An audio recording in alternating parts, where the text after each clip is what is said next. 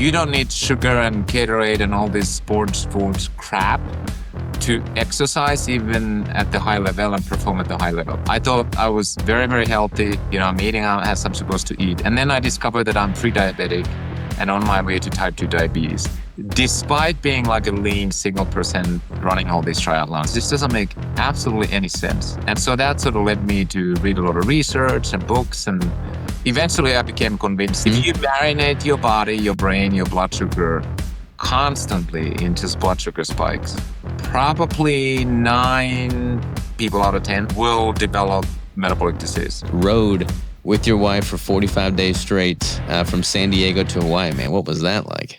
Well, first of all, I have to give credit to my wife, Meredith, to whom I'm still married, but it was quite a life experience. We indeed hopped into a rowboat unsupported from California in the summer of 2014. And people always ask like, whoa, did you have a helicopter following or something when you were rowing from California to Hawaii, it's about 2,400 nautical miles. So we ended up rowing 2,700 nautical miles. And the answer is no helicopters, no follow boats. But yeah, we did that. It was 45 days and 3 hours. So it was quite a trip, and still married to the same woman. And it was life-changing, I would say, life transforming. What was the motivation for doing that? Did you just wake up one day and said, okay, we're going to do something extreme and this is it? Yeah, well, I'm sure there is an element of desire for adventure to some extent. And, I've been an athlete all my life, and I love pushing my limits, and so does my wife. I think that was one part of it. But then the second part of it was we wanted to raise awareness around dangers of sugar and poor nutrition. And specifically, the thinking was, which we then executed, the thinking was that we want to show kids that you don't need sugar and Gatorade and all this sports crap to exercise even at the high level and perform at the high level. Suddenly, if you play basketball for 30 minutes, you don't need to drink 300 calories of sugar to do that. So we wanted to show that we can exercise 16 to 18 hours per day. By the way, the 16 to 18 hours a day that we were rowing each day for 45 days, it's about the same amount of work in terms of calories burned as running 2 marathons each day. So we wanted to show that you can do that much work at a high level with absolutely no sugar and carbs, really, for almost 2 months nonstop. And so that was the element. So we raised money for charity and some research organizations that were basically promoting this idea that sugar is bad for you for the most part, and you can be healthy and even perform at a high level without it. So what was like the specifics of the actual rowing? Like what the boat consist of? Like how did you sleep? Like you had to sleep at some point. Like what's the mechanics there? Yeah, well, first of all, it was about a 6-7 meter, 20-foot or so boat made out of carbon fiber. And 2 people could be rowing at the same time on the deck. And then you could sort of slip under the deck with an not airproof, but waterproof cabin, if you will, to sleep. And our basic routine was 16 to 18 hours of rowing, of which about 12 hours together. And then one was sleeping 6 hours and the other one was rowing through night or whatever. And then we would switch and the other one sleep 6 hours. So that's what we repeated for 45 days, 3 hours. That was the setup. And all the food was packed, vacuum sealed, and we could talk about what we ate, but basically real food. No sugar, no carbs, or very limited carbs. And then water, because you need a lot of that, both sweating and a little bit cleaning. We mainly desalinated from the ocean water, because otherwise you can do the math, 45 days, 2 people, you end up having, probably like 1,000 pounds or something like that of water. So we were able to desalinate from the ocean water. That's wild, man. Like what do you, did y'all like talk the majority of that time, or were y'all just like in your zone, just going through the motions? Like I would imagine at 45 days rowing alongside your spouse, like you gotta be pretty close to your spouse to be able to do that. Yeah, absolutely. And again, about 12 hours per day, we would row at the same time. So there was a lot of time to talk about different types of topics. And, we pulled random things out of thin air, like, well, if you were president of the United States, how would you produce world peace? And like literally those kinds of topics. And then there was a one question my wife asked, which unfortunately I answered because, we were trying to fill the time and while rowing and questions, some funny, some less. And the question she asked me, she said, if it wasn't me, which one of our friends would you marry? Oh, you answered that I question. thought of That's it for a little dangerous. bit, and then, of course, I entered the trap and answered that question. So anyways, there were all kinds of topics. That was one that if I could go back, I probably wouldn't answer. Was there any point during that 45-day span where y'all were both like totally over it, like let's just not continue, or were y'all like committed from the get-go and never wavering? Yeah, I think quite honestly, the first 10 to 14 days, so almost 2 weeks, were the hardest. And they were hardest for really two reasons. One was it was so stormy and probably, I'd say, maybe 10, 7 meter, like 25-foot waves. So first of all, it was very stormy. And Pacific Ocean, it's not dolphins and rainbows. It's actually very cold, the Northern Pacific Ocean particularly. So that was one. It was stormy, kind of cloudy, a little bit rainy, and very, very cold all the time. So that was one reason in the first 2 weeks. It was really scary, quite honestly. And then the second reason was that the wind was coming more or less from a west or northwest. So here's what happened. For the first 10 days, we made practically zero westerly progress towards Hawaii. We just ended up all the way to Mexico. And the place where we pushed off actually was Monterey, California. So kind of on a northern part of California. So we just went down for about almost 2 weeks. And I told my wife, I said, we made like less than 10 miles off the 2,000 plus to west. We just made, I don't know, hundreds of miles south. We're going to run out of food. This is just not going to happen. And I would have given up if it wasn't for my wife, who I guess was more stubborn and said, hey, even if we just make an inch a day, we just keep going at it. And eventually kind of the storms calmed down a little bit and the wind became sort of northerly, northwesterly. So we were able to scoop.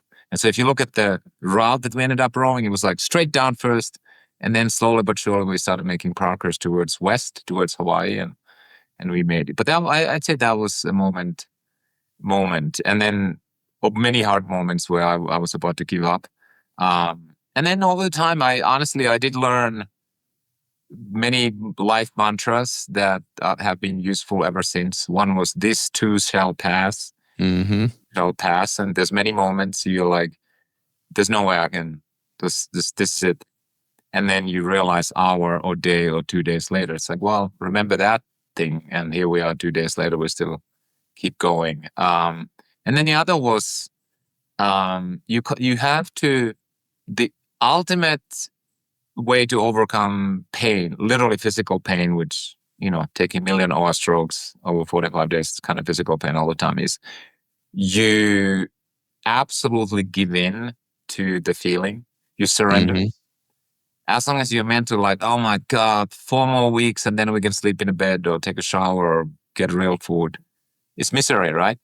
But when you surrender and say, this is it, here we are, just embrace it, you can pretty much get through anything. So there's like a certain peace with that, man. Like when I did my last competition prep, that was the first prep I'd ever done where I also surrendered. And it was the best prep I'd ever had because there wasn't this like negative connotation around everything that I was doing. I wasn't as bitter. I wasn't as irritable, but like there's so much peace and power that comes from just surrendering to the elements and just taking it as it comes. Like as strange as that sounds, it's kind of counterintuitive, but there's strength in that for sure. Yeah. Yeah, absolutely. And, I do a lot of sports, particularly cycling, training and racing. It's an example. You may do hard intervals and it's painful. And if you allow your mind to be like, oh my God, this is horrible. It's kind of like people can maybe relate to, like, if you jump into cold water, 9 people out of 10, the reaction is you start screaming and I can't wait to get out of this and horrible. And then, I don't know, 1 out of 10, you surrender and you just accept it. It's just cold. It's just freezing cold. And if you surrender and you become calm, you can pretty much kind of get through anything. But it is a very good point that you mentioned.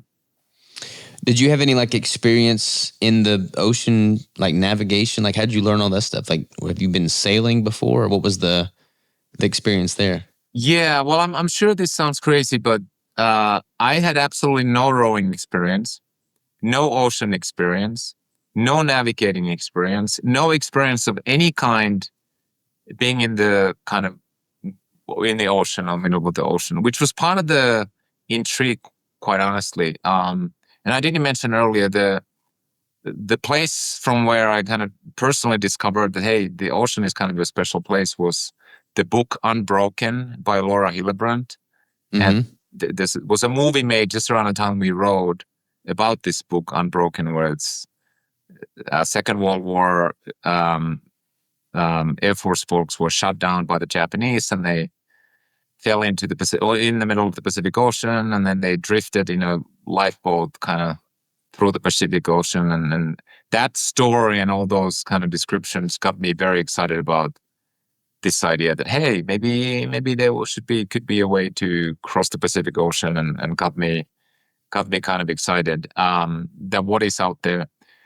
What is out there in reality is a lot of empty space. Let me tell you, Mm-hmm. a lot of empty space. But there are very, very special things, whether that's the phosphorescence, like you, in the middle of the night, you take your oil strokes and you just see, like in a Disney movie, sparkles go in the ocean, some whales and sharks following. And I would say probably the most mind-blowing experience, I thought I had seen it, but I had not.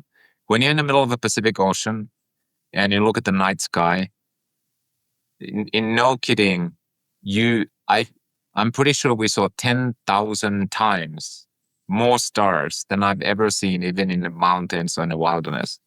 It was like completely white because there's so much Wow. light pollution in basically anywhere else in the world. So it is a very special environment, at least from my N equals one kind of experience. But back to That's your question, I'll just quickly mention. So I had absolutely no experience before ocean. So it was sort of from zero to ready in 6 months. Training, rowing, survival courses. We took a lot of the same courses that sailors take with U.S. Coast Guard, navigation, how to use radio. Because if you just push off and go and sort of try to get through an ocean, you'll probably die. Like you have to learn a lot of things, and big boats go, and how do you communicate with them, and how do you use the survival equipment, and so we it was basically a full-time job, 6 months to get ready to potentially cross the Pacific and survive. That's wild, man. My parents, so we sail a lot in my family. My parents just bought a boat to sail around the world, and like they retired 2 years ago, and they're going to sail around the world, which is super awesome. I'm excited to link up with them at various ports. Yeah. But there's something special about being on the water, man. It's a totally different beast than what most people are accustomed to on land. Absolutely. And I often say there's a reason there's two words. There's a lake and an ocean. And yes, they both have water, but they're two completely different animals. Mm-hmm. Totally. So, what was the motivation for doing it all without carbohydrates and sugar? Like, I can totally resonate with that. Like, I'm in bodybuilding space. Like, what I'm trying to do with the ketogenic approach is far counter to what everybody else is doing. And I'm a big advocate for being fat fueled and not relying on glucose. It's not necessary to compete at a high level in performance sports without carbohydrates. So, where did the catalyst for that come for you? Like, what was the motivation? Yeah, well, there's kind of a longer arc, but I'm a kid of a child of 1980s and 90s, and I am kind of, my mind is wired in a way that when somebody tells me to do something, I do that times 100. And so I'm a kid of 80s, 90s, and I was always told fat's bad, cholesterol is bad, and low fat dogma, and kind of lived and grew through that, effectively then avoiding all the possible fat I can. And simultaneously throughout my life, I've been, an endurance athlete and performed pretty well. To the point that when I came to America, I started doing triathlons, and I won the world championships in my age group in triathlon. I did the Hawaii Ironman World Championships 7 times back to back, and as a recreational athlete, was very fast. Like people know Ironmans back in the days, my fastest time was 8 hours, 24 minutes, which is like very fast for an amateur. Now, these days, it's not like Olympic gold medal level, but anyways, fast amateur. The reason Pretty I'm impressive. that is I thought I was very, very healthy. I'm eating as I'm supposed to eat. And then I discovered that I'm pre-diabetic and on my way to type 2 diabetes, despite being like a lean single percent, body fat, running all these triathlons. And I was like, what the F? Like, this doesn't make any sense. Like, this is ridiculous. Like, if I'm getting unhealthy and metabolically sick, if I'm getting metabolic disease, everyone's getting metabolic disease because I'm doing all the right Mhm. things. Well, sure enough, everyone is getting metabolic disease in America and most developed nations. So that kind of led me to a path of discovery, like, how can a guy in his whatever early 30, mid 30s, I guess, eating healthy, exercising 10 plus hours of cardio a week, become metabolically unhealthy? This doesn't make absolutely any sense. And so that sort of led me to read a lot of research and books. And eventually I became convinced that it's the fucking carbs. If Mhm. you marinate your body, your brain, your blood sugar constantly into blood sugar spikes, probably 9 people out of 10 or 19 out of 10 will develop metabolic disease. There's probably a small percentage of people who can basically do anything and nothing happens. But given, I guess, 60+% of American adults now have either type 2 diabetes or pre-diabetes, if you take early insulin resistance, probably 70%. Basically, Mhm. one can be made sick. So that kind of led me to this discovery, I guess, if you will, and belief at the time. But now the data is so strong, like there's not much belief needed. If you marinate your body, your blood sugar in excess blood sugar, carbohydrates long enough, practically everyone becomes metabolically unhealthy. And how do you fix that? Well, you shouldn't be fixing food with drugs. You should fix bad food with better food. And I was like, okay, well, that's it. Let's try to do something about it. Totally agree, man. Totally agree. There's a lot of people in the evidence-based community that are totally of the opinion that you can consume carbohydrates. It's more of a mixed diet approach. You just got to control for total caloric intake, and if you're not exceeding that, then there's no reason why one should not consume carbohydrates. What do you say to that pushback? Well, I think, I was a lean athlete who clearly wasn't in excess calories because, I'm also a physicist by training, started my career in a nuclear power plant. So I believe in the first and second law of thermodynamics, which is calories in, calories out. And so my answer to that is that, well, N equals 1, first myself. I certainly wasn't eating excess calories relative to my burn because I kept my body fat fixed. And let me tell you, that Hmm. was a lot of hard work because you're hunger and cravings all the time and you're just restricting. Yet I was still becoming metabolically unhealthy. So that's me. And now we should probably put links into the studies, but there's been bunch of studies among like 30, 40-year-olds recreational triathletes who exercise a lot, are relatively lean, and like large percentage of these people today have pre-diabetes. And as I've shared my story, so many people have reached out to me, and it's not like I'm promoting it everywhere, but it's online. Anyone can read my kind of story and how I ended up now starting my current company, Bird Health. So many people have reached out to me who are like, I can't believe this. I'm 33. I'm doing all this exercise. I'm running a 3-hour marathon, whatever. And it's just a blood work and I'm pre-diabetic. My A1C is up and this and that. So my answer is this is happening to millions of people. Like they think they're lean. They think they're doing the right thing, yet they're metabolically unhealthy. Their blood sugar is up. Fasting insulin is up. Their triglycerides are up. Their inflammation with the CRP or white blood cell counts are up. Like, how's that possible? It's not just keeping your full calorie intake. I'm sure if you also gain excess fat on top of that, because adipose tissue is inflammatory, it probably makes things even worse. Um, but there's just so many people out there who may have kind of lean body composition, but they're still metabolically completely unhealthy. So I don't think it's just weight gain. It's Yeah. associated, but the weight gain is not the kind of binary factor whether you're metabolically unhealthy or not.